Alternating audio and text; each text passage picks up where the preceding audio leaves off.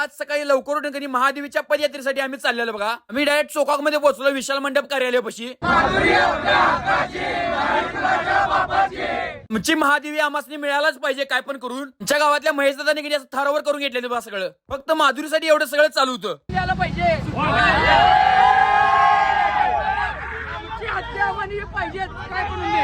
त्यांना वाटते कोल्हापूर मधली पब्लिक हलकी आहे. प्राडा सारख्या मोठ्या ब्रँडला झुकल्याने हिनी काय माधुरी आपल्या हक्काची नाही कुणाच्या बापाची.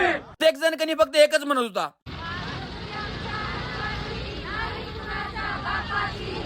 तर भावांना तर हिने सगळेजण आळते गावचे आहेत आणि आता आपण एकच म्हणणार आहे. काय सांगा? माधुरी आपल्या हक्काची नाही कुणाच्या बापाची.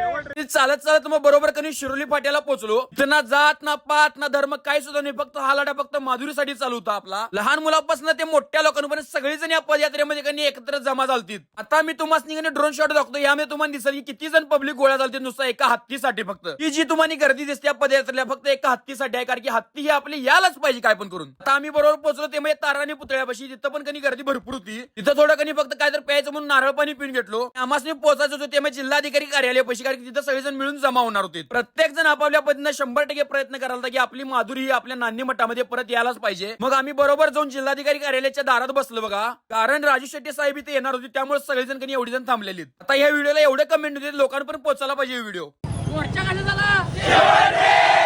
व्हिडिओ आवडला तर नक्की लाईक करा, कमेंट करा, शेअर करा, जाताना भावाला फॉलो करा. याचा फुल व्हिडिओ माझ्या युट्यूब चॅनलवर येईल. युट्यूब चॅनलचं नाव पण शेवट रेस आहे बघा.